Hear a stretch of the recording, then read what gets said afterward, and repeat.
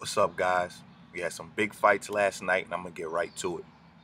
I told you guys before I'm gonna do a different format with the video mailbag. What I'm gonna do now is more so answer topics instead of direct questions, and I'm sure everybody can imagine what the three biggest questions were. Three biggest topics: Mosley Alvarez, Mayweather Cotto, and Mayweather Pacquiao. I'm gonna go straight to Mosley and Alvarez. First, I want to give props to Shane. I was a little critical of Shane over his last few fights for kind of giving up and capitulating a little bit. He showed an insane chin last night.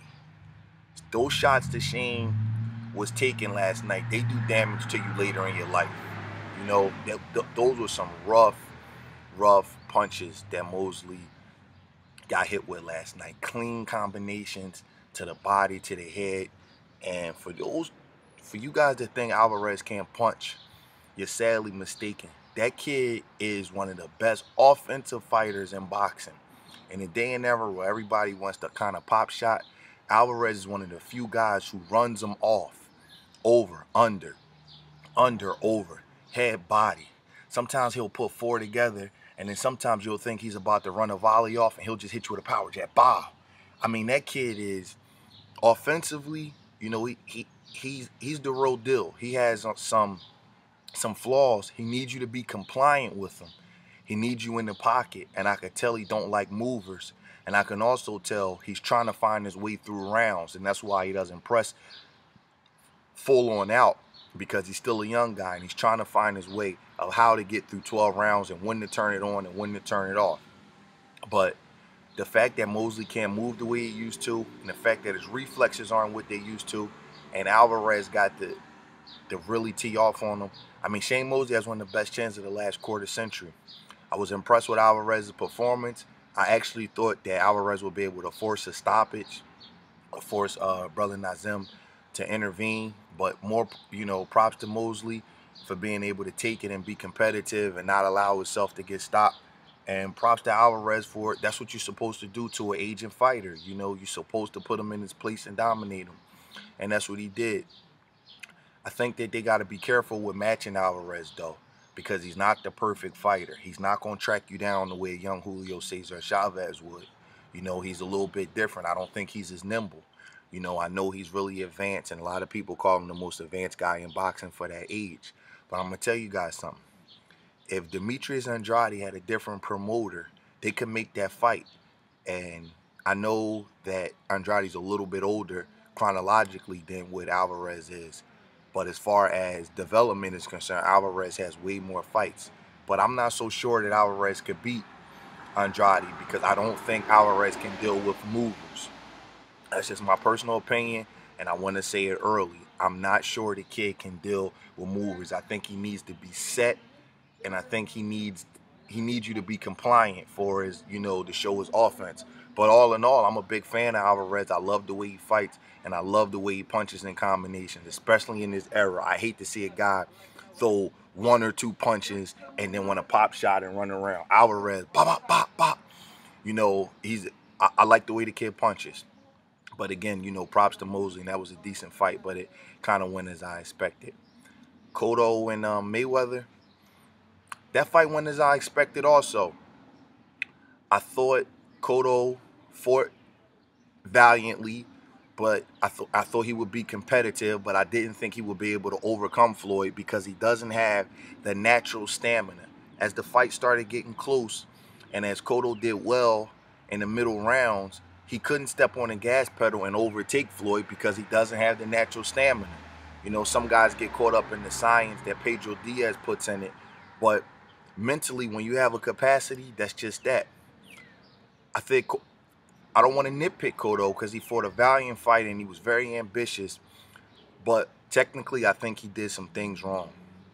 One, he kept trying to hit Floyd with a right hand, and you can't hit Floyd with a right hand like that. First of all, he's too short, and second of all, Floyd is on the right hand. He's doing this to the right hand. I didn't understand. I don't know what Pedro Diaz told him, so I'm not going to say he got bad instructions from his corner because I don't understand Spanish and I honestly didn't hear. But I've worked the opposite corner of guys who use that shoulder roll. Of course, it wasn't Floyd. But if you look at Ray Leonard fight his dad, he threw a whipping right hand to his short rib when you're going like this. I don't get it. Cotto barely threw this shot. A right hand over here. I don't care how many sit-ups you do. There's nothing you could do to make this shot not hurt. It's a vital area. I couldn't understand. I was saying to myself watching the fight, how come Cotto don't shoot a hard right hand to this guy's body? I also didn't understand this. Cotto has an excellent jab. I've seen him do this before, but I think the master of this was Aaron Pryor. Floyd is such a genius. He understands the basic sequences of punches from a right-hand fighter is jab, right hand, left hook. So he's catch the jab, boom on the right hand, catch the hook. He already has that down pack. He has that to a science. So I was thinking that Cotto would jab, right hand, power jab. A sort of a 1-2-1 because you can go straight up the middle with it. The jab was working good for him. But Cotto didn't, rely on that. He didn't go back to that. And there is a difference between a great fighter and an all-time great fighter. If you look at Floyd, he couldn't land the straight right hand down the middle. So what did he start doing? He started throwing this little chopping, whipping right hand around the side, around Cotto's high guard. Then he saw Cotto bending down. So what did he do? He leaned over and he started bringing the left uppercut up underneath. Floyd always does the right thing when he can. And there is a difference between an all-time great fighter and a great fighter. Cotto's a great fighter. He's a Hall of Famer. But Floyd's an all-time great fighter, and he could think under pressure more. I did see something that I not found curious because I always knew this would happen, but something I want to speak on. Floyd got a little bit tired in this fight. And even though he has superior condition to Cotto, I think the reason why is because he was made to fight a fight that he wasn't comfortable with. He threw almost 700 punches in this fight, and very rarely have I seen Floyd throw that many punches in a 12-round fight. He started backing into the corner. He started going, if you look at him, you could tell, he's a little bit fatigued. I think that because of his forced punch out rate, that's what, that's what happened in this fight a little bit. I don't care what kind of shape you in. It's very difficult to do something when you're not used to doing it. But good performance by Floyd. He did what he had to do. For those guys that think Floyd is a punk, you're wrong. The kid is not a punk. He has heart. He's competitive. And most of all, he got pride. He's not going to put himself out there to have a guy step to him and press him and not fight back. You seen it last night. In the championship rounds, Floyd was winning the fight, and he was the one that was closing the show to make sure. Not only does he have better stamina, the kid he's not going to give up like that. For everybody that thinks that, you got to get that out your head because that's not in his makeup. This kid has his family, his girl, his kids at the fight. He's not going to lay down. So big props to both guys for their performances. That was a good fight. It kind of went how I expected it. I'm going to touch on this Manny Pacquiao Floyd Mayweather thing real quick. I got 50,000 emails talking about it, and I'm going to leave it at this. I don't think the fight is going to happen as long as Manny is at or near his peak. I thought he was good physically for the Marquez fight, but I thought he had a poor game plan. If he has 2 back-to-back fights where he's not that effective, then I'm going, the official slippage is in. Right now, and I'll say he's about 95% of the guy that beat Oscar and Ricky Hatton, which is still good enough to be top 1 or 2 in the world. Same thing with Floyd. If Floyd has another performance where he struggles a little bit, I'll say the slippage is in. But I don't think the fight's going to happen is because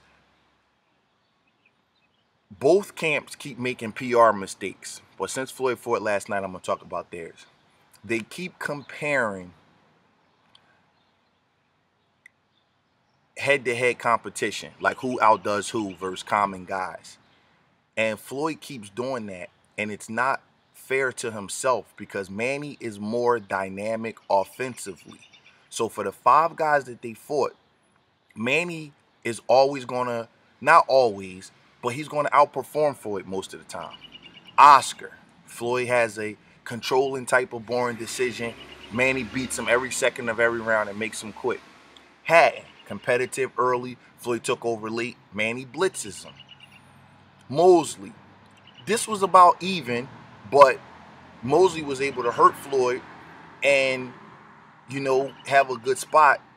Manny dropped Mosley and pretty much made him quit. Pretty much Mosley was asking him, you know, silently, you know, turn the heat down, brother. It's getting a little hot up in here. Floyd outperformed Manny against Marquez. And Cotto, if Cotto was shot 3 years ago, what is he now? You know? So that's 4 out of 5 opponents. You know, Floyd keeps bringing up this catchweight stuff. That's the first thing he said. I didn't fight Cotto at a catchweight. Well, you fought Marquez at a catchweight. I'm not on nobody's side. I'm just calling the way I see it. So if Manny did so well against Cotto at a catchweight, then how come, why don't the rules apply to you at a catchweight when you fought Marquez and didn't make the weight? I think Floyd is doing himself a disservice by this because it doesn't mean that Manny's better. Foreman outperformed Ali with head-to-head competition. Hearns outperformed Leonard against Duran in head-to-head competition. But that doesn't mean that you're better than somebody. But they keep bringing up these catchweights and Manny's picking on Floyd's leftover. Well, guess what? Floyd fought 2 guys after Manny fought him, and Cotto and Marquez. Manny fought a couple guys after Floyd fought him, and Oscar, Shane, and Ricky Hatton. You know, I think it's silly to keep bringing that up. Then Floyd says, well, how did Manny knock Mosley down? I heard him say that. You have to look at the man in flaw of, not in awe of. Don't look at him as a fan. Look at him as a man. When you keep comparing how did he do certain things to other guys, you know, it kind of, I'm not going to say he's afraid of him because I don't believe he's actually afraid of him. I just don't think he wants to fight him because of this, because they keep bringing this crap up. I don't think we're going to see a fight if Manny is any near where the animal that dealt with Ricky Hatton. If he puts Bradley in the trunk, which I don't think he will, but if he does, or if he blitzes Bradley and really tears him to pieces, we're not going to see the fight because it's a I don't think it's the money anymore. You know, last night Floyd said something about the blood testing, and Jim Lampley said, I didn't think that problem existed anymore. I just think that, you know, Manny's a bad style for him. I think that the work rate that he has and him being, the way Cotto was forcing Floyd to fight, and if you compare that to Manny, it's not even close. I think it's a bad style. Doesn't always mean better, but I think it's a bad style, and I don't think they're going to do it. I'm being as honest as I can. And after last night, I'm more convinced than ever, unless Manny really struggles and really slips off the edge. Unfortunately, guys, we're going to have this era where we're going to talk about this for 100 years in a hypothetical matchup, but the fight's not going to happen. And that's my take. So congratulations to Floyd Mayweather. Congratulations to Saul Alvarez. And congratulations to Cotto and Mosley. Both of those guys put up valiant efforts. I hope Mosley retires. I don't want to see him get hurt. His voice, his words didn't sound good to me after the fight. I hope he retires. And, you know, congratulations to Miguel Cotto. He fought a valiant fight. I thought he lost. It wasn't controversial.